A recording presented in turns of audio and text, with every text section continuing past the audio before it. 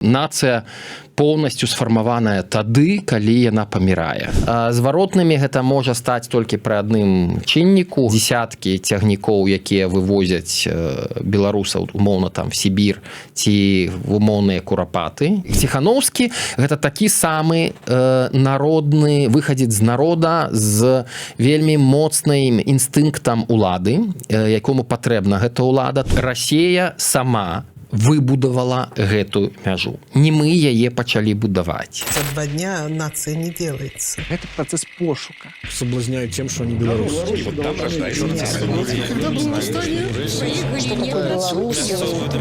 Честность – это не национальная идея. Працягваем шукаць, прамаўляць, намацваць беларускую нацыянальную ідэю. Усім прывітанне, в эфіры чарговы выпуск праграмы Ідэя X. Праграмы, падчас якой мы працягваем шукаць, прамаўляць, намацваць беларускую нацыянальную ідэю. Як звычайна з вами Зміцер Лукашук, а маім госцем сёння будзе чалавек, якога даўно і настойліва я запрашаў узяць удзел у нашай праграме, у нашых пошуках і намацваннях. Ну але ён так адмаўляўся, не ведаю там ужо з-за чаго, ці быў не гатовы, ці вось не лічыў патрэбным, ці яшчэ што-небудзь, але тым не менш нарэшце саспеў і сам прапанаваў прыйсці, і я вельмі яму за гэта удзячны. Алесь Михалевич, вітайце, прывітанне, Алесь. Добрый дзень. Можна было шмат там сказаць пра ўсё, што адвакат, палітык, у мінулым, правда, цяпер ужо не, кіраўнік адвакацкага бюро Legal Status, ввогуле вельмі багатая біяграфія і БНФ там, і ўсяго астатняга панаварочана, і СІЗА КДБ, і кандыдату прэзідэнты, ўсяго чаго хочаш. Але пачну я, то есть хто хоча, вельмі лёгка гугліцца, Вікіпедыя, шмат інфармацыі, шмат цікавага, можете праверыць. Мы с Алесем даўно знаёмыя, таму я думаю, што ось так вот рэгаліямі гэтымі кідацца, ну уже как бы і не варта, там што сабраліся мы з іншай тэмы. І Алесь, ты не чужы і тым больш не новы чалавек ва ўсіх гэтых нацыянальных, адраджэнскіх, беларусацэнтрычных рухах, кірунках, пошуках. Таму я думаю, што ты лёгка адкажаш мне на гэта пытанне. Беларусы як нацыя сфармаваліся? Думаю, что так. У 2020 годзе ёсць, мы маем пацверджанне таму, што беларусы як нацыя ёсць. І не ў апошнюю чаргу Заходняя Еўропа прызнае і прымае Ціхановскую менавіта як факт таго, што беларусы ёсць як асобная нацыя, беларусы прынятыя, беларусы ёсць на мапе Еўропы, і думаю, што гэта велізарнае дасягненне ў тым ліку 2020 года, таму што да таго моманту з боку Заходняй Еўропы былі вялікія сумневы, ці беларусы ўжо ёсць. Так што казаць, я думаю, што шмат у каго і з беларусаў былі часам сумневы, ці беларусы як нацыя сфармаваліся. Але ёсць такі один вельмі важны момант, гэта тое, што хіба што як нацыя полностью сфармаваная тады, калі яна памірае. Так? Таму беларусы з аднаго боку ўжо сфармаваныя, з іншага боку яны ў працэсе фармавання, ў працэсе зменаў, у працэсе стварэння, так, і развіцця гэтай нацыі, нашай нацыі. Слухай, я нездарма сказаў, што ты чалавек не новы, ты і до 20-го года, калі шмат хто прачнуўся, і вот это вот актывізм і рухі для іх стала мейнстрымам, ты гэтым займаўся задоўга да гістарычныя часы, можна так сказаць. Але я не думаў, што маючы такі бэкграунд і гісторыю, ты будзеш апеляваць 20-м годам. Чаму? Я апелюю 19-м стагоддзям, таму што ввогуле нацыі гэта вельмі новы канцэпт.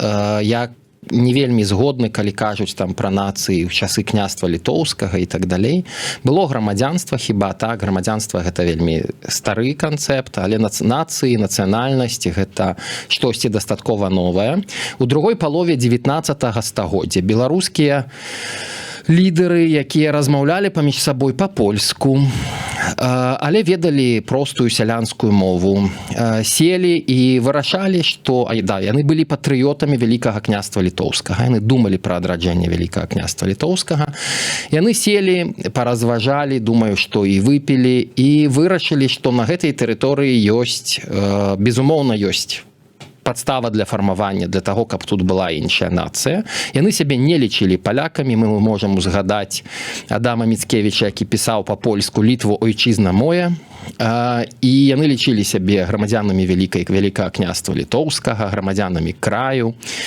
І яны вырашылі, што ёсць беларуская нацыя. І гэты праект, нацыянальны праект быў прыдуманы тады, у другой палове 19 стагоддзя. І думаю, што калі б мы сёння абудзілі гэтых людзей, таго ж Францішка Багушевіча, і сказалі яму, так, беларуская нацыя аказалась непаспяховым праектам. Вось, беларуская мова ўсяго толькі адна з двух дзяржаўных у незалежнай краіне, якая называецца Рэспубліка Беларусь.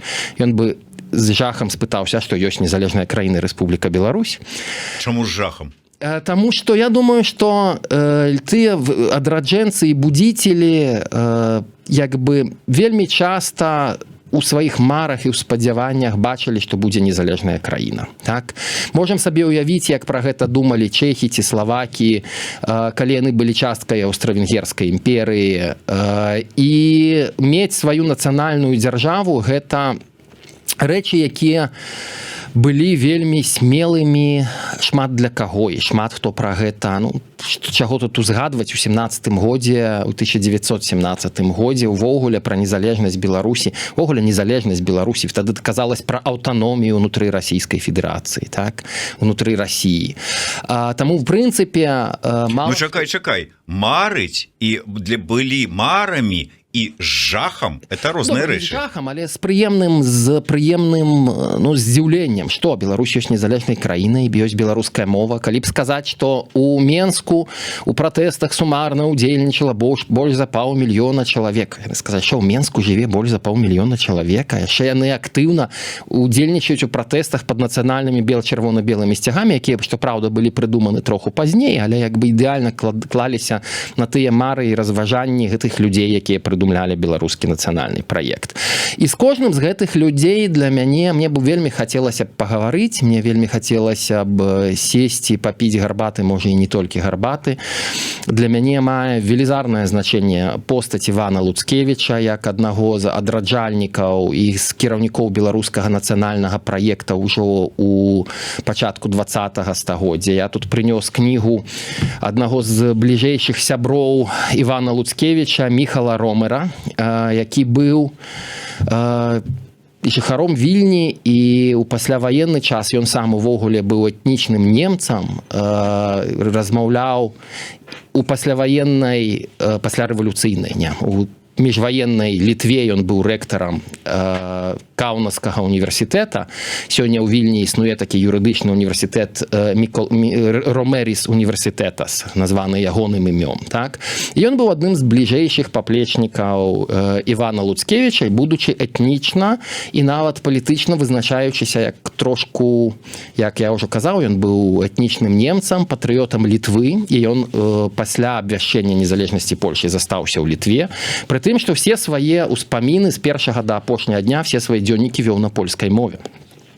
І я хацеў якраз зацытаваць невялічкі кавалак з яго дзённікаў, які сведчыць пра беларускую нацыянальную ідэю, як яна пашыралася. Гэта 1911 год, Вільня. Іван Луцкевіч, пачынаюць ужо выдавацца адпаведна і «Наша доля» і «Наша ніва», беларускамоўныя газеты. І ён піша па-польску, я ў адвольным перакладзе з сабой, сваім перакладзе працытую. «Быў вечары на першым інаўгурацыйным паседжанні першага беларускага клубу у памяшканні Руты. Гэты клуб дае вельмі вялікія надзеі для беларускага руху. Гэты клуб будзе мець вялікае значэнне ў культурным у кірунку кансалідацыі беларускага элемента ў Вільні. Але далей ідзе самае цікавае, як гэты чалавек, які безумоўна быў краёўцам, ён быў грамадзянінам краю вялікага княства літоўскага, але як ён бачыць беларускі нацыянальны праект. Узнікненне беларускага руху я лічу за найбольш паспяховую супрацьвагу русіфікацыі і дзяржаўнаму цэнтралізму. Гэта шлях, якім наш край выслізне з маскоўскай экспансіі і будзе выратаваны для заходнееўрапейскай культуры. Гэта для мяне гэта дэ-факта квінтэсэнцыя таго, як разважалі, як думалі тыя людзі, якія стваралі беларускую нацыю, беларускі нацыянальны праект у 19 стагоддзі, што беларускі той чалавек, які прыходзіць да беларускага нацыянальнага праекту і які з'яўляецца часткай беларускай супольнасці, для яго не будзе месца, на яго ўжо не будзе брацца рускі мір. Рускі мір і расійская экспансія на яго ўжо ніяк не будуць уплываць. Фактычна, тое, што сёння ў сённяшняй Беларусі мы маем, в нейкім сэнсе гэта было пабудавана. Таму як бы я лічу беларускі нацыянальны праект адным з самых паспяховых, і пры тым, што ён пачынаўся пазней за астатнія, мы сёння маем незалежную краіну, мы маем дзяржаўную беларускую мову, няхай яе не ўсе ведаюць і не ўсе ею карыстаюцца, але все прызнаюць і разумеюць, што гэта ёсць штосьці, што аб'ядноўвае і робіць нас унікальнымі. Ну і для мяне, як я ўжо сказаў, беларускі праект звышпаспяховы, таму тыя людзі, якія зараз кажуць пра як все ў Беларусі дрэнна, мы зноў прайгралі. Мы не прайгралі, мы перамаглі, і 20-й год гэта ў тым ліку сведчанне таго, што беларуская нацыя ёсць, яна ёсць моцная, яна ёсць крутая. Алесь, і ўсё ж таки, ну ладно, там, скажем, сярэдзіна 19 стагоддзя, з чаго ты пачынаў, гэта і сапраўды пачатак, как бы тут апеляваць не будзем. Але чаму не 1918? Чаму не 1900, там, я не ведаю, які-нибудь, что там далей, якія там перыяды былі, там не бярэм, конечно, 39-й год, не бярэм там далей, але не 94-й, там некія-нибудь іншыя гады, вот ты кажаш, вот тыя падзеі, тыя вот там моманты, якія сведчаць, што нацыя сфармавалася, нацыя існуе. Чаму менавіта 20-й год? Я думаю, што ёсць нейкія сімвалічныя моманты. Увогуле, нацыянальнае адраджэнне і самыя вялікія адраджэнскія, скажам, уздым заўсёды адбываецца тады, калі Расія слабне. І гэта, на жаль, у нашым рэгіёне абсалютна зразумела. Таму адсюль бярэцца 1914-1918, умоўна, або 20-й год. Далей гэта вы не хацелі казаць пра 39-й, 41-й, 44-й, але безумоўна таксама гэта і другая сусветная вайна, калі беларускі рух таксама ўздымаўся. І гэта распад савецкай імперыі, гэта 89-й, 92-й, 93-й, 4-й, калі таксама беларускі рух уздымаўся. Але ёсць моманты, калі беларуская нацыя, нацыянальная ідэя авалодвае масамі, калі яна разрастаецца і пашыраецца на новыя групы насельніцтва. А ёсць тое, калі мы можам сказаць, што працэс зафіксаваны. І для мяне вот гэты 20-й год, сотні тысяч людзей з бел-чырвона-белымі сцягамі, сацыяльная рэвалюцыя, якая перайшла у нацыянальную рэвалюцыю, калі было паказана, таксама, калі Расія спужалася, што яны хацелі всяго толькі падагрэць градус у беларускім грамадстве для таго, каб Лукашенко стаў больш дамоваздольным, але яны не ўлічылі, што ў Беларусі ёсць нацыя. І гэтая нацыя выйшла, і калі яны зразумелі, калі Масква зразумела, што Беларусі будзе зменена ўлада ў выглядзе выніку народных пратэстаў, для іх гэта быў начны кашмар. Таму я і кажу пра 20-й год як пра сімвалічнасць. Заўсёды любыя даследчыкі, я у нейкім сэнсе быў навукоўцам нейкі час, так, я доктар сацыяльных навук, і мяне цікавяць працэсы, якія можна фіксаваць у сацыяльных навуках. Дарэчы, мои бацькі, у меня бацька быў фізікам, маці была генетыкам, яны заўсёды троху прыкалываліся і сцябаліся з сацыяльных навук, яны лічылі, што іх няма. Дык вот я з упэўненасцю хочу сказаць, што сацыяльныя навукі ёсць, і ёсць шмат якія працэсы, якія трэба вымяраць, трэба паказваць. І для беларусаў 2020 год, безумоўна, гэта вот такі момант, калі можна паказаць і сказаць, што так, нацыя сцвердзілася, яна паказала навонкі. Хочу згадаць, што гэта быў момант, калі яшчэ быў ковід актыўны, калі было забаронена выходзіць на вуліцу, калі як бы не рэкамендавалася збірацца ў вялікія групы. І у Беларусі, дарэчы, на вуліцы, што прыемна, збіралася сотні тысяч людзей, так, насуперак всяму агульнасусветнаму працэсу. Нічога падобнага не было ні ў Польшчы, ні ва ўкраіне, ні ў Расіі, нідзе, так, як бы.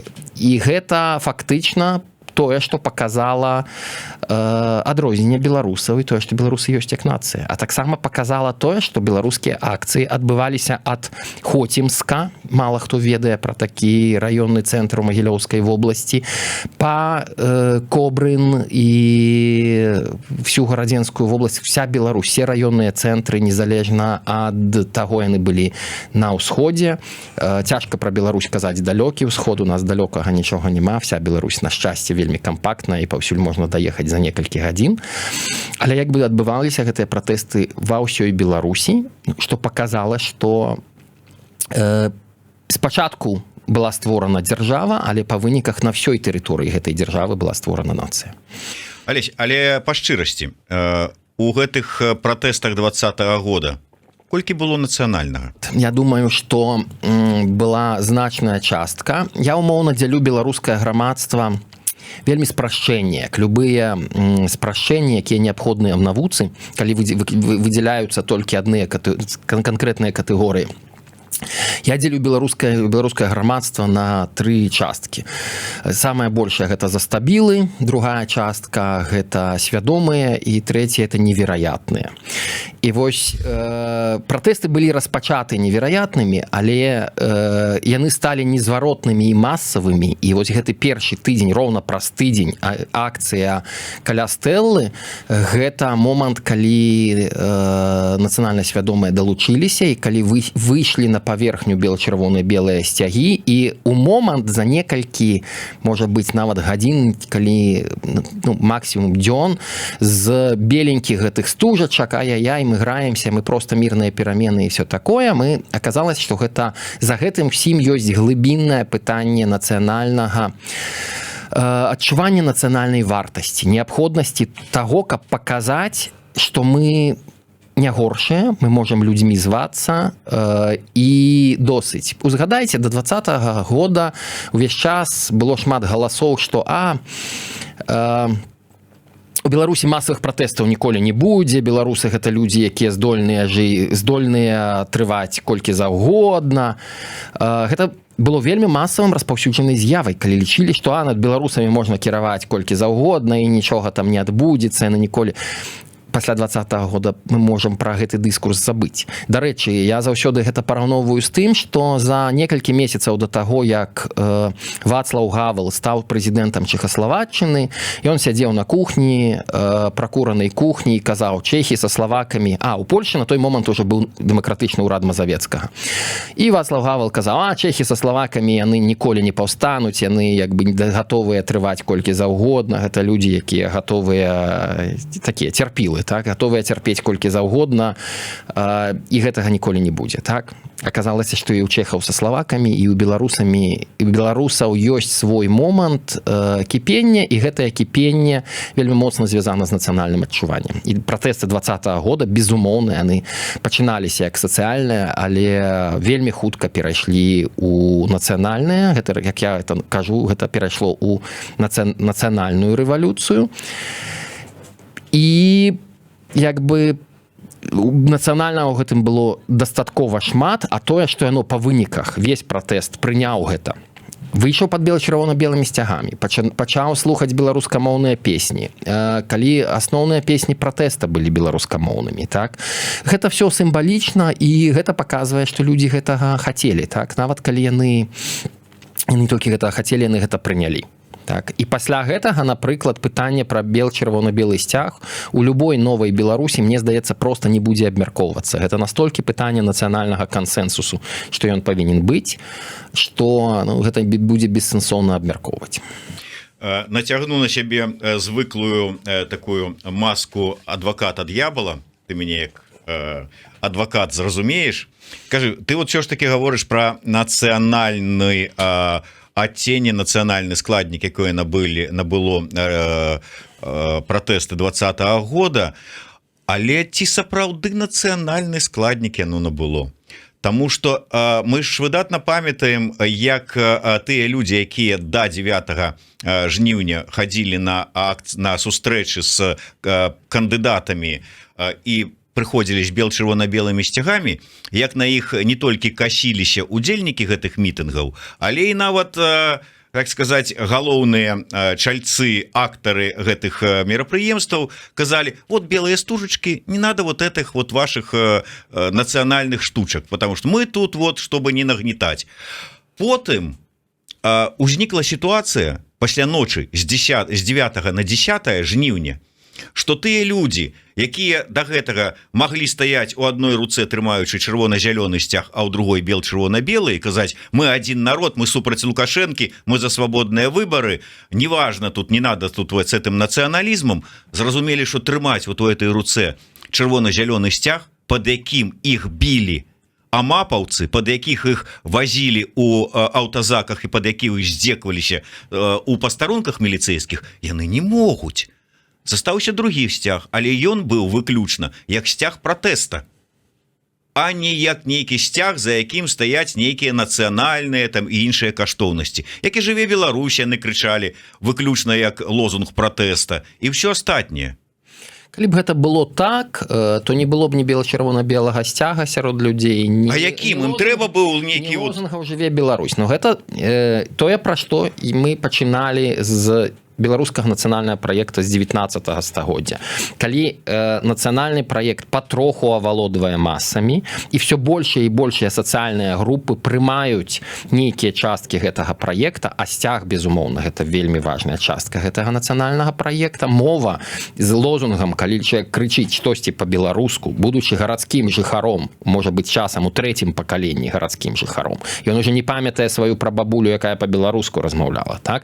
Але ён крычыць гэта па-беларуску, ці гэта не ёсць для гэтага чалавека вызначэннем сваёй тоеснасці і нейкай ідэнтыфікацыі, якая для яго будзе важная, што называецца, па жыцці назаўсёды, так? Будзе, безумоўна, будзе для абсалютнай большасці з гэтых людзей. Таму можна быць адвакатам д'ябла і можна казаць, што а мы скарысталіся тым, каб даць пратэсту гэты сцяг. Так, скарысталіся. Як я казаў, як бы рэвалюцыю пачалі невераятныя, свядомыя да яе далучыліся в той момант, калі зразумелі, што вся аддача, усе праблемы ад гэтай рэвалюцыі нам все роўна прыляцяць. Бо каго будзе Лукашенко пасля нішчыць? Ён будзе нішчыць арганізаваныя пронацыянальныя групы першую чаргу, бо ён гэта рабіў заўсёды, ён гэта рабіў адразу, калі прыйшоў да ўлады, так? І ў гэты момант проста пратэсты набылі абсалютна адкрыта выразны нацыянальны характар. Але таксама хачу про нацыяналізм літаральна одно слово. Трэба памятаць, што наш нацыяналізм грамадзянскі. У нас ніхто ніколі не запытваўся, хто твае бацькі, якой нацыянальнасці. В сэнсе, могуць запытвацца, але ніхто не скажа, што ад таго, што ў цябе бацька армянін, або ў цябе бацька, там, абодва бацькі расейцы, этнічныя расейцы, так? Што ты не беларус. Беларускі нацыяналізм, ён грамадзянскі.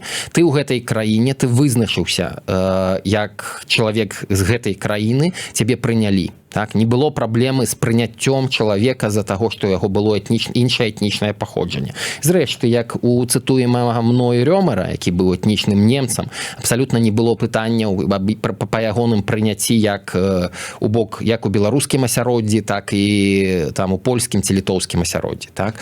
Таму вот эта грамадзянскасць беларускага нацыяналізма, это вельмі круто. Так? Я думаю, што мы маем шмат чым падзяліцца і шмат што можам проста даць сусвету, менавіта як грамадзянская нацыя, як нацыя, якая, у якой этнічны чыннік з'яўляецца нашмат меншым, чым грамадзянскі.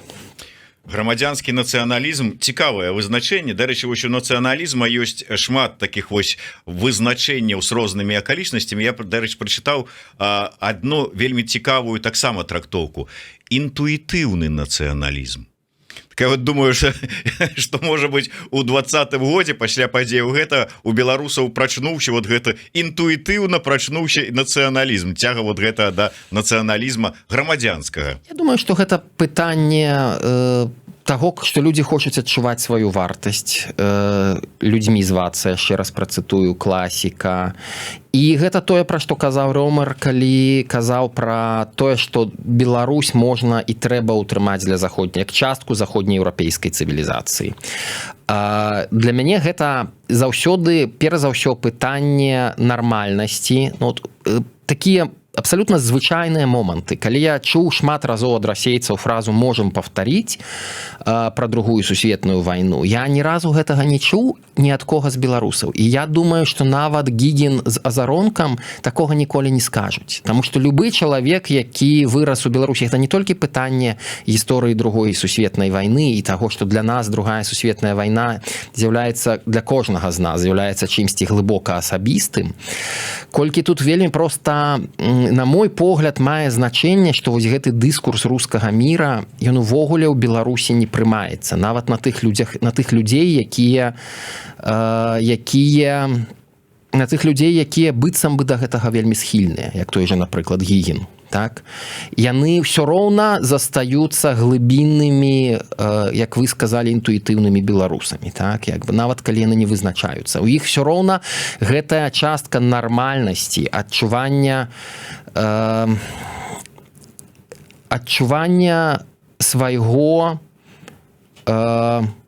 свайго прыватнага, асабістага або нават свайго мікрасупольнага з'яўляецца чымсьці нашмат больш важным, чым нейкая вялікая расійская імперыя.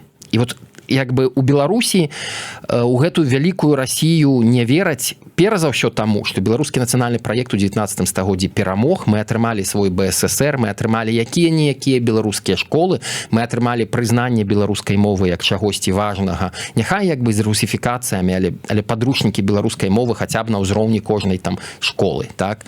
І тое, што нам гэта ўдалося зрабіць тады, гэта стварыла з беларусаў частку нармальнасці. І я пачынаў пра тое, што калі Ціханаўскую прымаюць на захадзе, дэ-факта яна трымае месца, і захад дэманструе тое, што Беларусь прынятая ў гэтую частку Европы. Просто захад чакае, калі эта Беларусь пагрукаецца.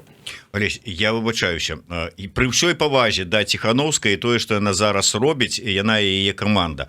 А, скажем, Міленкевіч пасля выбараў 6-го году, і калі яго таксама запрашалі паўсюль на ўсе мерапрыемствы, ну, можа, не так доўга, не на такім вот ужо... не на такім узроўні. Не на такім ужо... Трэба проста глядзець узровень запрашэнняў. І... Ну, ўсё адно, быў же ж Пазняк, які прадстаўляў таксама Беларусь. Я думаю, што проста ўзровень прыняцця, любы дыпламат вам скажа, што ўзровень кіраўнікоў дзяржаваў, прытым дзяржава ўсіх, ад Ісландыі па тыя краіны, якія проста грукаюцца ў Еўрапейскі Саюз, там по Македонію ці, ну, але перш за ўсё і цывілізаваныя, всех цывілізаваны. Любы дыпламат вам ацэніць па ўзроўні сустрэчаў, якія адбываюцца, ці гэта дэманстрацыя чагосьці звыш важнага, що гэта дэманстрацыя вышэйшага ўзроўня, ці гэта дэманстрацыя рабочага ўзроўня. Ну, зараз мы не пра палітычную вагу, а пра нацыянальнае прызнанне. Так, я пра гэта кажу, не пра палітычную вагу, бо, безумоўна, я не кажу, што хтосьці з гэтых пералічаных вамі асобаў быў лепшы, горшы, так? Як бы Ціханаўская з'яўляецца чалавекам, які трымае вось гэтае месца Беларусі, і запрашаюць яе, таму што дасылаюць сігнал таго, што вы, беларусы, прынятыя, вы частка Еўропы, частка шырокай Еўропы, вы нашыя, вы частка заходнееўрапейскай цывілізацыі. То есть пратэсты 96-го года, скажем, плошча 2006, плошча 10-го года, гэта не было как бы подставой для заходніх палітыкаў сказаць, што место вот как бы тут у вас ёсць. Думаю, так, не было падставай менавіта таму, што аб'ём кантэкст, колькасць людзей, даўжыня гэтых пратэстаў, так, гэта все вельмі моцна адрознівалася ад 2020-го. Дазраванне, беларускае грамадства все гэтыя гады дазравала. І ў 2020 годзе мы просто показалі, што нас большасць, што нацыя гэта не штосьці, во што верыць некая невялікая колькасць насельніцтва, а гэта тое, во што верыць абсалютная большасць. Так? Все разумеюць, што для таго, каб у Менску адначасова там сабраць на акцыі сотні тысяч людзей, ну гэта значыць, што падтрымліваюць разам з дваравымі акцыямі, з мікрараённымі акцыямі адначасова, я думаю, это адбывалася і там да полумільёна в Менску, до полумільёна ў Менску, дзе гэта фактычна все дарослае насельніцтва. Так? Таму пасля гэта было заўважана. Гэта таксама было, як казаў пра кантэкст каронавіруса. Тады не было іншых інфармацыйных падзеяў. Тады гэтыя масавыя пратэсты в часы поўнай ізаляцыі в Еўропе глядзеліся зусім па-іншаму. Так? Што, ну і так, я абсалютна упэўнены, што 2020 год это зусім іншая якасць, і гэтая якасць была заўважана. Олесь, я вот зараз достану, покажу. Вось гэта кніжачка.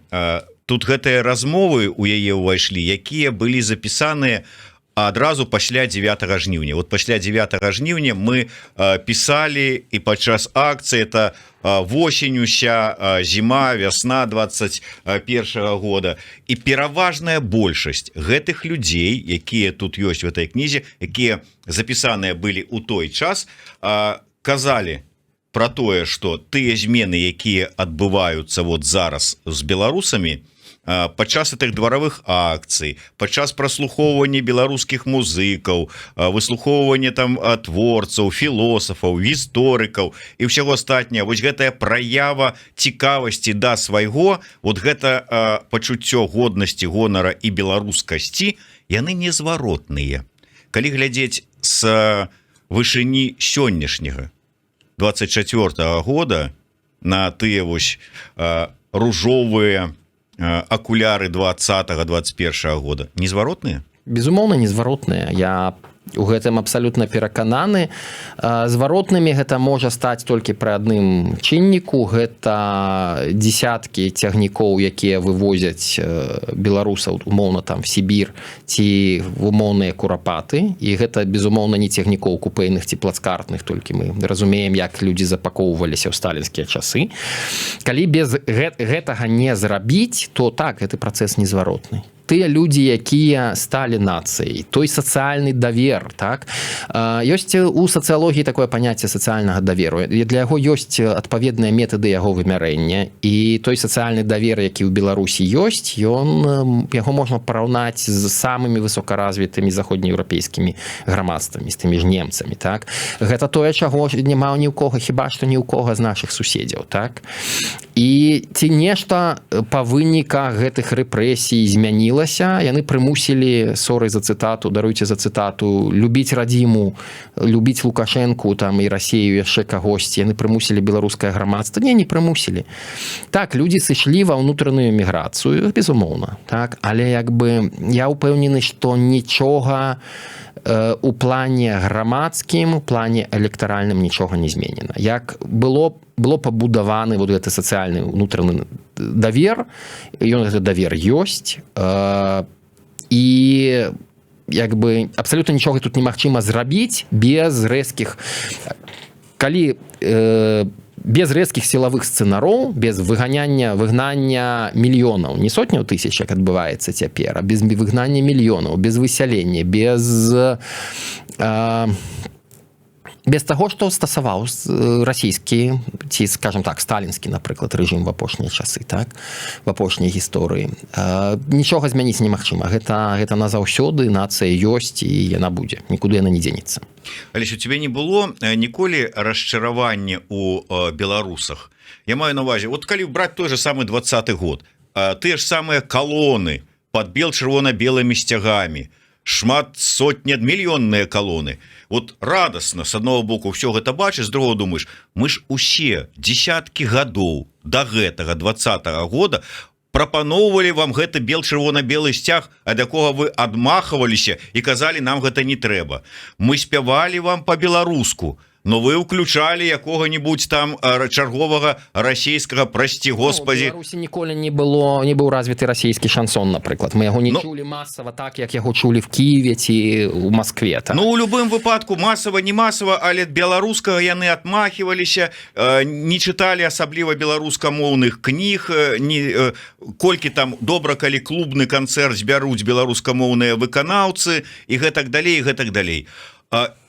Вот с тым же самым выходит, то есть можа быть, вот не было крыўду, чаму мы ж вам тое ж самае прапаноўвалі і раней, тое ж чым да вас выйшлі іншыя людзі у 20-м годзе. Творчасць это вельмі канкрэтны гістарычны працэс, і калі мы хочам, каб ён адбыўся праз пераключэнне тумблера, ён не адбываецца праз пераключэнне тумблера, і ён нідзе не адбываўся праз пераключэнне тумблера, включіць, выключыць, так, як бы гэта паступовы працэс абрастання, пашырэння на розныя сацыяльныя групы, калі больш і больш сацыяльных групаў падтрымлівае, і у Беларусі гэта адбылося, гэта так, для гэтага спатрэбілася ўсё 20-е стагоддзе і частка яшчэ і 21-га, але як бы для мяне няма пытанняў, колькі на гэта пайшло часу. Для мяне самае галоўнае, што прыйшлі там і да таго самага, што мае вся заходняя Еўропа. Мы маем нацыю, мы маем адукаваных людзей, мы маем людзей, якія ідэнтыфікуюць сябе з Еўропай праз ідэнтыфікацыю сябе беларусамі.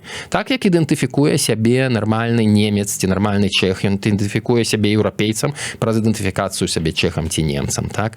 У нас все з гэтым нармальна. Мы не еглыя, мы нармальныя. Так? І ці мы вельмі крутыя, і тут, дарэчы, адно з паняццяў нацыяналізма, чаму людзі баяцца гэтага тэрміну, бо гэта тыя, хто сябе лічыць лепшымі за іншых. Не, мы сябе лічым проста нармальнымі, такімі самымі, як все наші, як большасць нашых суседзяў, бо акрамя расійскіх расейцаў, все нашы суседзі ўжо на сённяшні дзень нармальныя. Нават Украіна, на жаль, дзякуючы вайне, але яна стала абсалютна нармальнай. Так?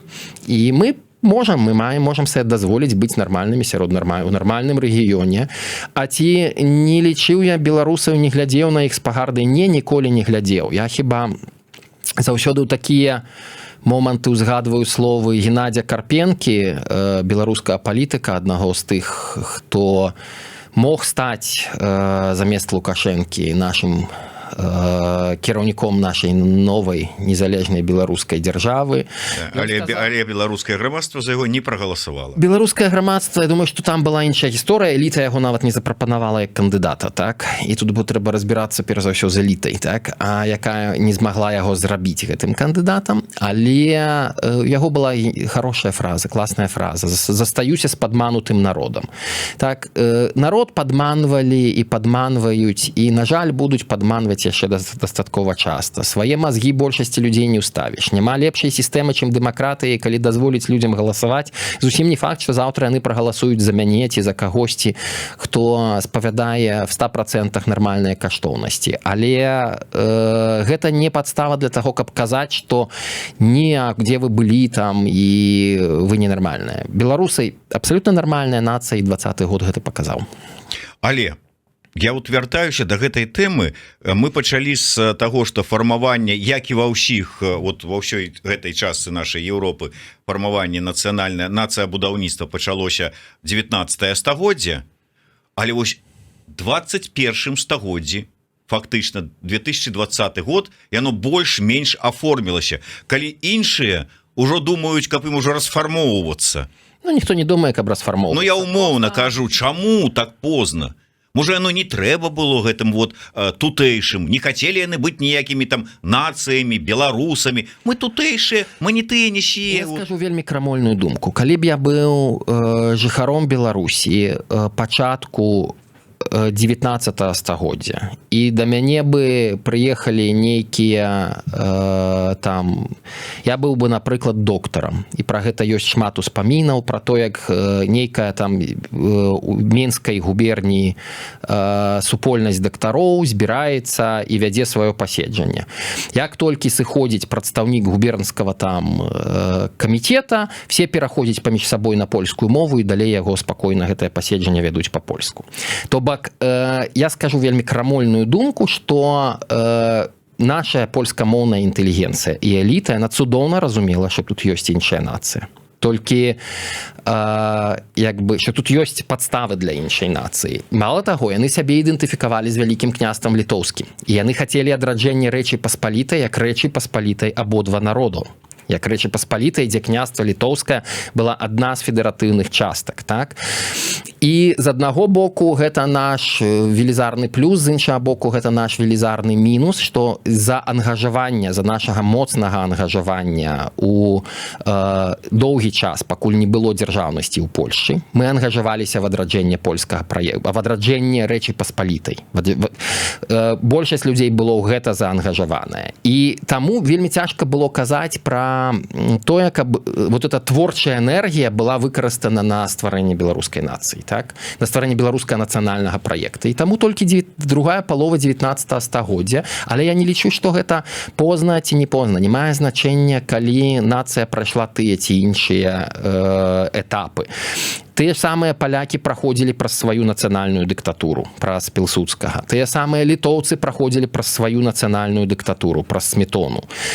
Беларусь гэта все праходзіла разам з Лукашэнкам праз свайго Лукашэнку. Так, гэты дыктатар быў, спадзяюся, хутка скажам, быў не вельмі нацыянальна арыентаваным, но але дзякуючы яму ёсць не ў апошнюю чаргу, скажем так, дзякуючы таму, што была дзяржава, быў гэты дыктатар, дзяржава ўтрымалась, мы прайшлі той самы працэс, які палякі ці літоўцы праходзілі, ці нават эстонцы, напрыклад, яны праходзілі яго в 30-е 40-е, мы яго праходзілі вось цяпер у канцы 20-го, пачатку 21-го стагоддзя. Але гэта не значыць, што мы не можам дагнаць або абагнаць сярэдні ўзровень сусвету ці сярэдні ўзровень у эканоміцы, у культуры, у чымсьці яшчэ. Як бы, ну, так атрымалася, што на нашай тэрыторыі гэты працэс проста быў запознены. Алесь, просто цікавая ваша думка пра гэтага чалавека. Вось вы сказалі, што у 20-м годзе ён бы ўсё адно пачаў з рэпрэсій, са знішчэння, з рэпрэсій супраць пранацыянальных арганізацый. Чым ён і займаўся да гэтага? Што яму замінала падысці разумна да ўсёй гэтай сітуацыі раней яшчэ і не ўзначаліць пра нацыянальныя арганізацыі, пра нацыянальны рух? Ну, быў бы ты Лукашэнкам аўтарытарным, але па-беларуску і пад чырвона-белым сцягам. Што табе так карціла? Я думаю, што гэта пытанне, вельмі шмат тут псіхалагічных пытанняў, і я хіба далёка не першы раз адсылаю да псіхіатра Шчыгельскага, што ён пра гэта ўсё можа сказаць нашмат лепш, але мы павінны памятаць пра абсалютна аб'ектыўны ўплыў Расіі, про тое, што мы з'яўляемся, мы жывем у рэгіёне, дзе на сённяшні дзень Расія мае аграмадны ўплыў. І я казаў пра тое, што кожны раз, калі аслабляўся расійскі ўплыў, беларускі нацыянальны праект квітнеў. На сённяшні дзень мы не можам сказаць, што ёсць момант, калі Расія аслаблена. Расія, наадварот, апошнія гады расла. Ну, можа быць, з пачаткам актыўнай фазы вайны яна, можа быць, не так расце, хаця і я менавіта таму, напрыклад, я спакойна буду таксама я магу абараняць невераятных, якія казалі пра тое, што давайте проста з беленькімі лентачкамі, давайте паспрабуем пад гэту лавачку спадабацца Расіі, давайте паставім кандыдата, які будзе прымальны для Расіі, бо ну, калі бы Бабарыка, як кіраўнік Белгазпромбанка, это было просто на сподачцы з каёмачкай просто Расіі паднесена як вот возьмите, ён ваш, ён для вас прадказальны, вы з ім бабло пілілі, вы з ім рабілі розныя рэчы, ён для вас свой, так? І все роўна Расія гэтага не зрабіла. І свядомая нацыянальна арыентаваная частка гэта цудоўна разумела, што Расія гэтага не прыме, але з іншага боку іншым трэба было паспрабаваць, і я вельмі рады, што ў 20-м годзе яны паспрабавалі, так? І тое, што не атрымалася, это ўжо іншая гісторыя. Дарэчы, я вот звярну увагу, вы ужываеце слова менавіта невероятныя. Не неверагодныя, а невероятныя. Адмыслова? Я думаю, як Лукашенко, адзінае хіба з беларускае слова, якое ён весь час прамаўляе, гэта эти свядомыя, і як бы я в такім жа Так, тому что я лічу, што невероятныя па выніках нацыянальнай трансфармацыі просто стануць свядомымі па выніках, так. То есть пераскочыць неверагоднае вот этот этап. Яны і так праходзяць, так, таму што мы бачым вельмі шмат людзей, якія былі адначасова і там і тут. Максім Знак піша вершы па-беларуску, так. Вельмі цяжка, ёсць людзі, якіх вельмі цяжка будзе непасрэдна класіфікаваць, яны больш в гэтай групе ці ў той. Так, это любая класіфікацыя, она пад сабой разумее тое, што могуць быць людзі, якія адпавядаюць і нейкім рысам і адной і другой. Таксама як вельмі шмат, напрыклад, як можна апісаць беларускамоўнага чалавека, які працуе на высокай пасадзе в дзяржаўным архіве або в бібліятэцы і так далей, які адначасова з'яўляецца і застабілам і свядомым, так? Як бы гэтыя прамежкавыя этапы ёсць, так, але як бы я, напрыклад, лічу, што пасля 20-го года адбыўся вельмі вялікі дрейф вось гэтых невероятных у бок свядомых, і вельмі шмат хто з іх перайшлі на беларускую мову, узгадалі, вывучылі, вельмі шмат хто з іх стаў абсалютна адназначна атаясамляць сябе з вот гэтай часткай грамадства, якую я умоўна называю свядомымі. Але наколькі беларускаму грамадству у шырокім сэнсе гэтага слова патрэбны былі менавіта рэвалюцыйныя змены. Ну, рэвалюцыйныя я тут маю на ўвазе не ў выніку, не ў класіфікацыі рэвалюцыі як такая, а менавіта значных зменаў ва ўсім у грамадстве. Можа, ім трэба быў на самой-то справе такі новы Лукашенко, апгрейджаны, то есть такі больш сучасны, які б больш бы даў, можа быць, свабод, хай там з прыкметамі аўтарытарызма, але вот больш свабоды, можа быць, больш-менш там неяк так пашевеліцца. Частцы свядомых, каб гэтая мяккая беларусізацыя працягвалася, а можа, стала больш актыўнай. Можа быць, там побач са сваім чырвона-зялёным сцягам пагоню павесіў, можа, па-беларуску пачаў бы час ад часу гаварыць, і ўсё, і было б добра. Такое паняцце ў паліталогіі канкурэнцыя эліт, калі ёсць унутры элітная канкурэнцыя. Дык вось у Беларусі гэтай унутры элітнай канкурэнцыі няма, і яна спынілася на ўзроўні там умоўнага 94-го года. І гэтая рэвалюцыя была за права людзей вызначаць, хто ёсць нашай элітай, хто намі кіруе. Гэта было за вяртанне Беларусі, менавіта вяртанне, таму што недалёка не ўсё адраджэнне там, ці не ўсё, што мы спрабуем адраджаць, яно ўвогуле калісьці было. Таму я ўвогуле не вельмі люблю тэрмін адраджэнне, бо гэта тэрмін, я лічу, што мы просто ствараем беларуская, як беларуская нацыя на маршы, як вы вельмі правільна кажаце, так? Так. То есть каб вот быў бы такі, каб Лукашенко мог змяніцца, такі апгрэдзіцца, як кажуць. Не, я думаю, я абсалютна ўпэўнены, што это для людзей было за магчымасць прамога ўплыву на ўладу, змены тых ці іншых элементаў улады, выбар тых людзей, якія намі кіруюць. Таксама людзі глыбока зразумелі, што абсалютысцкая ўлада і адзін чалавек, якому аддаюць всю ўладу, гэта таксама дрэнна, і гэта не працуе. Тут можна шмат спекуляваць пра эканамічныя ўзроўні, таму што я заўсёды казаў, што 10-11 год это найвышэйшы эканамічны ўзровень развіцця беларускага грамадства. Калі людзі жылі так добра, як людзі жылі в 2010-11, яны не жылі ніколі. І да таго Лукашенко меў нефармальную сацыяльную дамову з рознымі прадстаўнікамі розных груп, з рабочымі, сялянамі, з інтэлігенцыяй, з настаўнікамі тымі самымі, што з аднаго боку яму аддалі всю палітычную ўладу, з іншага боку узамен за гэта ён ім гарантуе, што яны будуць жыць лепш, лепш і лепш. Ваш эканамічны ўзровень будзе паляпшацца. На ўзроўні 11-20 года людзі пачалі разумець, нас падманулі, уладу у нас забралі, а паляпшэнне эканамічнага ўзроўня не адбываецца, так? І ў нейкім сэнсе 2020 год гэта выбух таго, што улада не толькі не гарантуе гэта паляпшэнне эканамічнага ўзроўня, але плюс да ўсяго улада яшчэ і шчыра і адкрыта нахабна плюе на звычайных людзей. Я думаю, што тут тут мела вельмі важнае значэнне Качанова, якая там размаўляла з дактарамі, тое, што ўвогуле казалось пра здароўе людзей. Калі Лукашенко, можна ўзгадаць, памірае першы беларус ад ковіда, адкрыта, у якога стаяў дыягназ, так? Што бы зрабіла 99% прэзідэнтаў ва ўсім свеце? Яны бы выразілі шчыра спачуванні, можна шчыра, не шчыра, не ведаю, але б выразілі спачуванні. Лукашенко в той момант сказаў, што а што ён думаў? Як бы ён яшчэ там, у яго лішняя вага, ён яшчэ там кудысьці выходзіў там і все такое, так?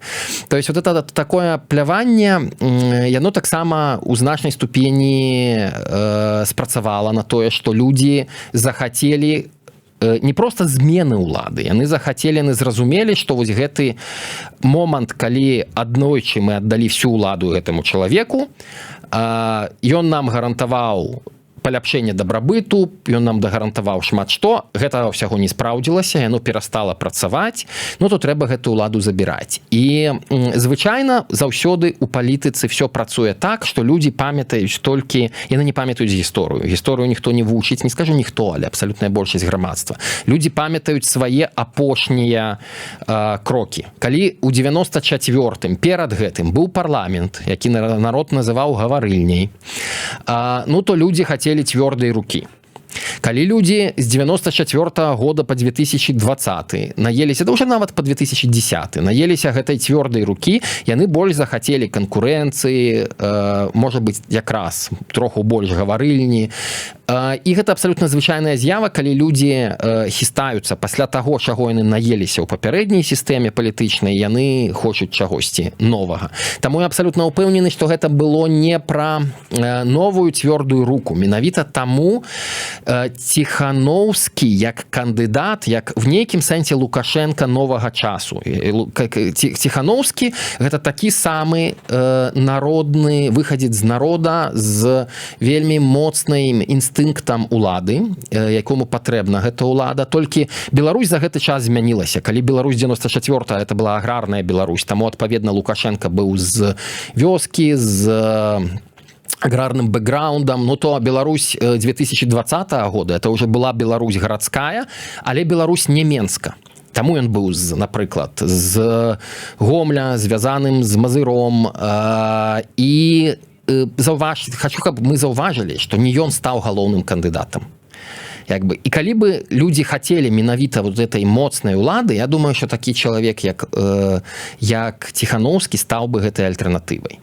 А гэтай альтэрнатывай ўсё ж такі стаў бы Барыка, які не хацеў ніякай моцнай улады, не хацеў. Ён то і ввогуле вельмі цяжка сказаць, што ён гэтую уладу, ён яе хоча, я думаю, хацеў абсалютна па-нармальнаму, для таго, каб штосьці карыснае зрабіць, а не так, як у Лукашенка, для якога ўтрыманне ўлады з'яўляецца адзіным стымулам в жыцці. Так? Яго ввогуле Лукашенко можна аналізаваць выключна з гледзяща таго, што калі штосьці можа хоць неяк гіпатэтычна пахіснуць у ягоную ўладу, ён гэтага не зробіць. То есть ён робіць толькі тое, што яму гарантуе, што ён гэтую ўладу ўтрымае. Алесь, вы з гэтымі людзьмі вельмі шчыльна сутыкнуліся, і вот просто цікава ваше меркаванне. Калі был на другі дзень пасля 9-го, калі вот мы бачылі у жывым эфіры фактычна, як збівалі беларусаў вот гэтыя касманаўты, я не адзін раз чуў, што гэта хутчэй за ўсё не беларусы. Гэта, відаць, Путін прыслаў сваіх, гэта расіяне, таму што беларусы так здзекавацца, так біць з беларусаў жа са сваіх суайчыннікаў не могуць. А потым аказалася, што вельмі нават могуць. І працягваюць гэта рабіць да гэтага часу. Але і да 20-го года вы праходзілі праз ўсё гэта, праз СІЗА КДБ, праз вот гэты год усіх. Гэта беларусы?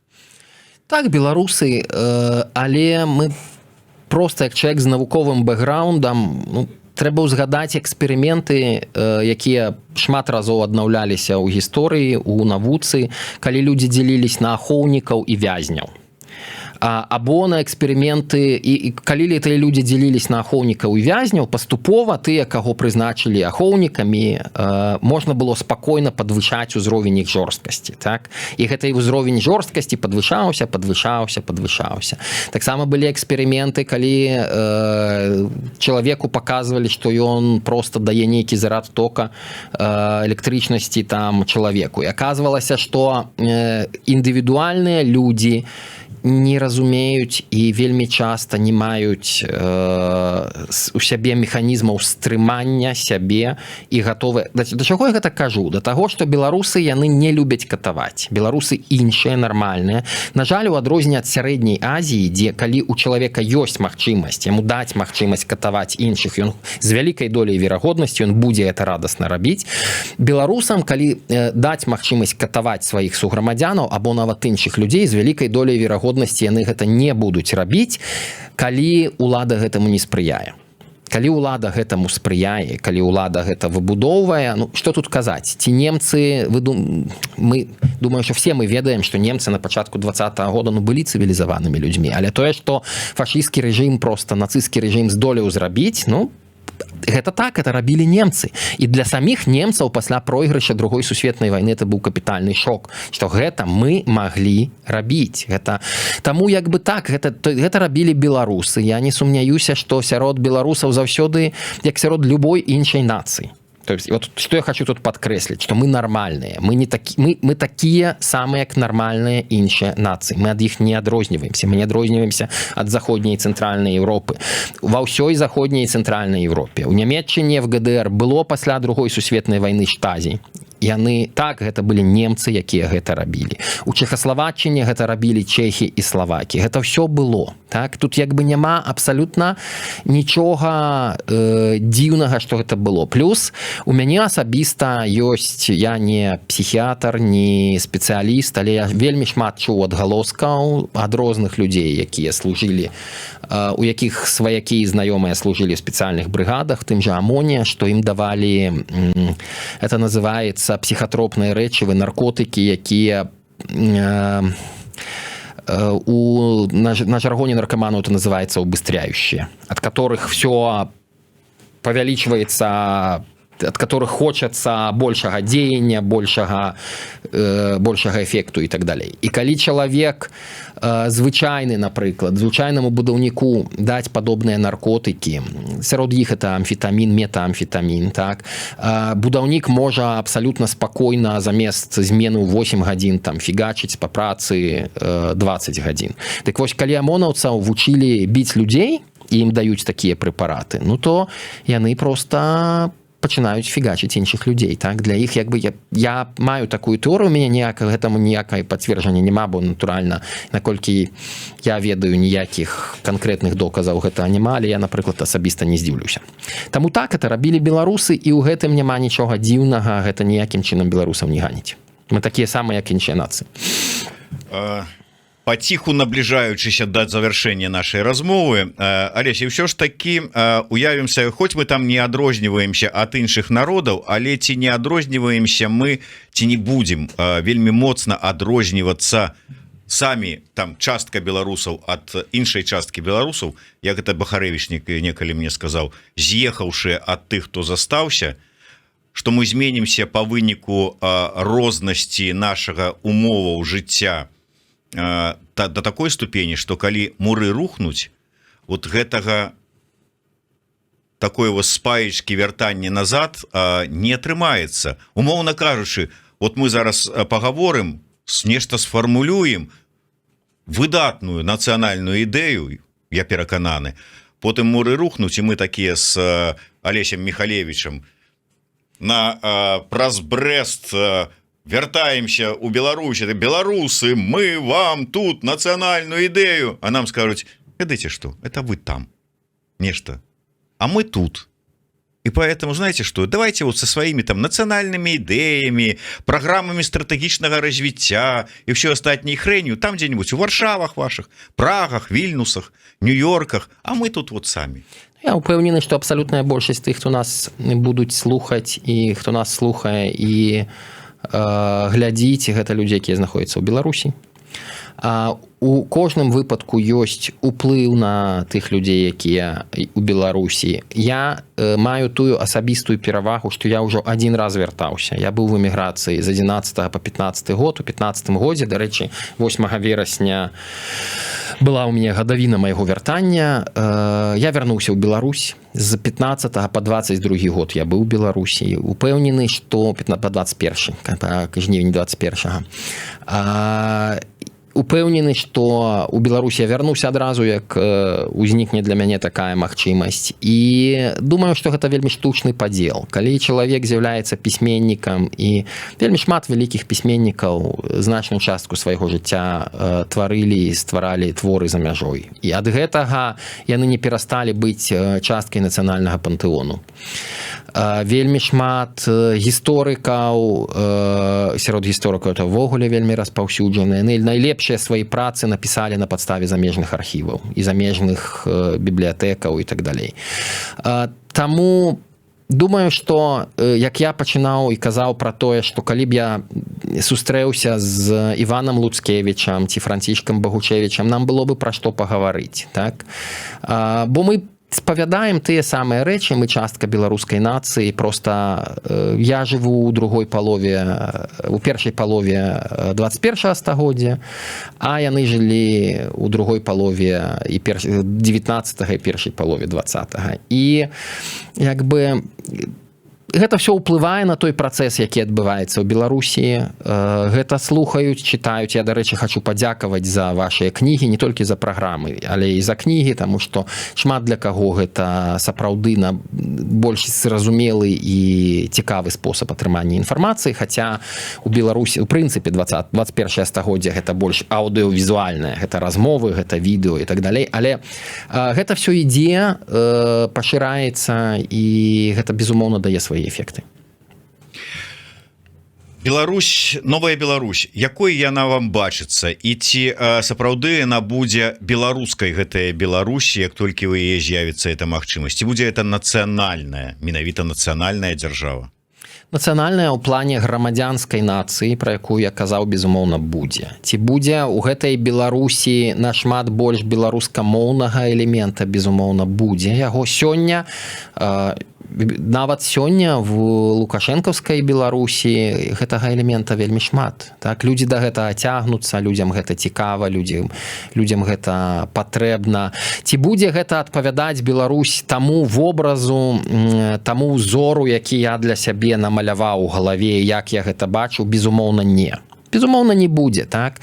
Але я і не з'яўляюся чалавекам, які павінен быць адзіным, хто вырашае. Я з'яўляюся адным з тых людзей, якія спрабуюць уплываць на будучыню, спрабуюць, каб Беларусь стала нармальная. Всё сваё жыццё я з'яўляюсь часткай беларускага нацыянальнага праекту.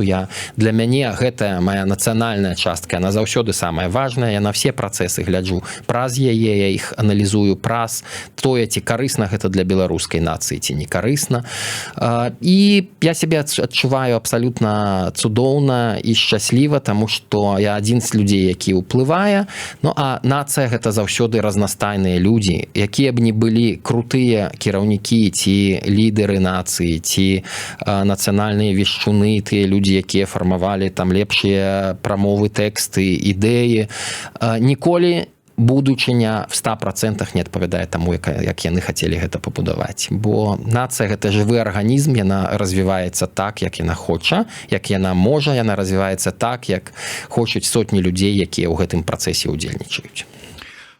На беларуска-расійскай мяжы роў капаць будзем, і што туды запускаць, кракадзілаў ці якога іншага звера? Я можа пачну трошку з іншага. Не беларусы першымі устанавілі кантроль на мяжы з Расіяй. Мяне ў 21 годзе не пусцілі ў Расійскую Федэрацыю з беларускім пашпартам і пасадзілі на самалёт і адправілі назад у Рыгу, адкуль я прыляцеў. Так? Да чаго я гэта кажу? Што мне вельмі падабаецца, што Расія сама выбудавала гэтую мяжу. Не мы яе пачалі будаваць. Так?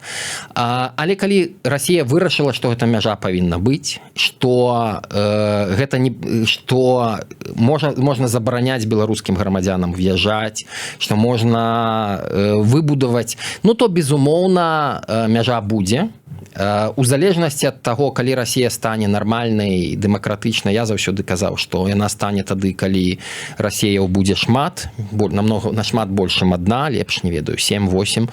Але калі вакол Беларусі будуць прыязныя, нармальныя суседзі, ну то тады мяжу можна будзе можна будзе адмяняць і зносіць. А калі будуць там працэсы, якія я сабе уяўляю ў бліжэйшыя гады ў Расійскай Федэрацыі, ну то мяжу трэба будзе выбудоўваць як моцную мяжу, магчыма, нават як вялікі плот з вельмі добра кантралюемай міграцыйнай палітыкай, з добра кантралюемай мяжы.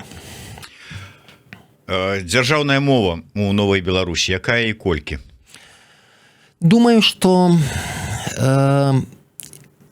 вельмі цяжкае пытанне з вызначэннямі дзяржаўная мова, нацыянальная мова, афіцыйная мова, што пад гэтым разумеем і так далей. Безумоўна, беларуская мова. Для мяне, як для адваката, зразумела, што мусіць быць беларускамоўныя тэксты законаў, якія ёсць адзіным узорам і адзіным варыянтам, да якога трэба апеляваць. Все астатнія рэчы мусяць быць перакладнымі. То есть это мусіць быць пераклад на расійскую, пераклад на ангельскую, там украінскую, польскую і так далей. Так? Таму пашырэнне статуса беларускай мовы, безумоўна, ці гэта мусіць быць афіцыйная мова, безумоўна. І я думаю, што нікуды мы ад гэтага просто абсалютна не сыдзем, і у любым дэмакратычным працэсе пераўтварэння, у тым, што я называў канкурэнцыяй палітычных элітаў, да гэтага прыйдуць. Да рэчы, адвакат, а ці павоіцеся бараніць інтарэсы грамадзяніна Лукашэнкі на судзе ў Новай Беларусі? Асабіста не, я саскочу з гэтага праз тое, што скажу, што я не магу быць абсалютна незалежным у сваёй абароне і, скажем так, не магу не займаць нічый бок і не магу быць поўнасцю нейтральным у гэтым працэсе, таму што, ну, ясна, калі я быў у турме і па загадзе гэтых людзей у адносінах да мяне прымянялись катаванні, гэта дастаткова, каб сказаць, што я бяру сабе самаадвод, каб не бараніць. Але, напрыклад, ужо у пытанні абароны ва ўкраіне в адвакатуры был вельмі вялікі канфлікт з грамадствам, калі адвакатура сказала, што мы будзем як адвакатура і знойдуцца адвакаты, якія будуць бараніць расійскіх вайсковых злачынцаў на тэрыторыі Украіны в украінскіх судах. Так, калі бы для мяне было, я лічу, што кожны чалавек мае права на абарону. Мала таго, я ўпэўнены, што знойдуцца тыя адвакаты, якія гатовы будуць бараніць Лукашэнку. І гэта вельмі добра. І забараняецца атаясамляць адваката з падабаронным. Гэта два розных чалавекі, якія адзін з якіх проста выконвае сваю працу. І вот, напрыклад, калі казаць пра гэты прыклад, ці расійскія вайсковыя злачынцы маюць права мець сваіх адвакатаў, і ці нармальны украінец павінен, украінскі адвакат павінен іх бараніць, так, павінен бараніць. Так? І я у гэтым плане ёсць шмат людзей, якія это не так, не все так адназначна і так далей. Я маю на ўвазе, якія былі па баку зла. Ну, напрыклад, такога амонаўца, які збіваў людзей на плошчы, я бы спакойна змог бараніць. Это не значыць, што я бы казаў, я быў бы перакананы, што ён не павінен панесці пакаранне. Так? Але адвакат мусіць сачыць за тым, каб былі выкананы все працэдуры, каб чалавек меў права на абарону і каб весь працэс быў справядлівым, сумленным і ў адпаведнасці з заканадаўствам. Ну і в адпаведнасці з гэтым мы прыйшлі да спробы сфармуляваць нацыянальная ідэя Алеся Михалевича, з адпаведнасці з якой ён сам жыве і, можа быць, хацеў бы з намі падзяліцца. Гучыць як? Я думаю, што гэта будзе вельмі вялікае спрашчэнне казаць пра нацыянальную ідэю. Я жыву як частка беларускай нацыі. Я ўсе свае дзеянні узгадняю з тым, ці гэта пойдзе на карысць беларускай нацыі, ці не на карысць беларускага праекта, не на карысць. Паўсюль, дзе можна прасунуць дадатковую колькасць беларускай мовы, дадатковую, я гэта заўсёды раблю. І я ў гэтым, у такім жыцці, будучы часткай нацыянальнага праекту, часткай беларускай нацыі, я вельмі інтэгральны. Пакуль што мне на сённяшні дзень 49 гадоў, так я пачаў жыць у 12-13 і вельмі сябе адчуваю шчасліва. І хачу, каб тыя людзі, якія агульна выбралі для сябе шлях служэння нацыянальнай ідэі, каб яны не былі няўдачнікамі і гаротнікамі, а каб яны былі нармальнымі, паспяховымі, шчаслівымі людзьмі. Ну, служэнне нацыянальнай ідэі якая, як яна гучаць павінна? Дзе вот гэта вот что за нас павядзе вот да светлай будучыні? Я думаю, что няма такога кароткай дэфініцыі, кароткага вызначэння. Ёсць беларуская нацыя, ёсць тэрыторыя, на якой беларуская нацыя традыцыйна жыве. Я хочу, каб гэтыя людзі і гэтая тэрыторыя была квітнеючай, паспяховай. І мне вельмі хочацца, каб мае дзеці, якія на сённяшні дзень вымушаны былі разам са мной з'ехаць з Беларусі, каб все мы маглі спакойна вярнуцца і жыць там, дзе мы заўсёды хацелі і хочам жыць. Нацыя, айчына, дабрабыт. Вот я вот неяк так 3 словы злавіў, ці не? Так, пра гэта казаў мой улюбёны гістарычны гістарычны персанаж Гаўрыла Гарэцкі, які сфармуляваў якраз ідэю таго, што пасля адраджэння нацыянальнага павінна ісці адраджэнне эканамічнае. Так? Але для мяне гэтыя паняцці таксама ідуць разам. Так? Я лічу, што Беларусь ёсць часткай заходнееўрапейскай культурнай прасторы. Для нас вельмі важная прыватная ўласнасць, для нас вельмі важны эканамічны дабрабыт. Я не лічу, што вот любімай хіба фразай застабілаў, пра якіх я казаў, гэта моя хата з краю. Але моя хата з краю гэта таксама пра сваю стабільнасць асабістую, пра свайго парсючка, пра свой кавалак зямелькі, якую ты апрацоўваеш, і табе хочацца проста ў 21 стагоддзі беларусы навучыліся, што для таго, каб можна было мець свайго парсючка, свае там 100 гектараў, там умоўна, я зараз кажу не пра землю, так, у стандартным выяўленні, так, уяўленні. Але для гэтага трэба, каб было нармальнае грамадства, каб былі нармальныя побач з табой суседзі, каб былі працуючыя установы, працуючая нармальна змяняемая ўлада, і да гэтага ўсяго Беларусь прыйшла. І мне вельмі прыемна, я вельмі ганаруся, і мне вельмі прыемна належыць да гэтай супольнасці. Нацыянальная супольнасць – это супольнасць, як любая іншая. І беларус беларусу беларус, гэтая фраза для мяне мае вялікае значэнне. Заблытаў канчаткова, буду спрабаваць што-небудзь выцапіць для такого кіткага загалоўка, каб клікабельнага, як это кажуць. Тым не менш, вялікі дзякуй за такую цікавую размову. Ніколі не сумняваўся, што ўсё ж таки цікава пагаворым, хоць вы чамусьці сумняваліся і таму не прыходзілі. З удзячнасцю за вось гэтая цішотачка ад Еўрарадыё вам за выдатную размову. Дзякуй вялікі. Алесь Михалевич, Зміцер Лукашук, слухайте, глядзіце, подписывайтеся. Ну а калі раптам узнікнуць нейкія праблемы і пытанні, то адвакацкае бюро Legal Status. Калі ласка, звяртайцеся, заўсёды дапамогуць, бо беларус беларусу беларус. Жыве Беларусь.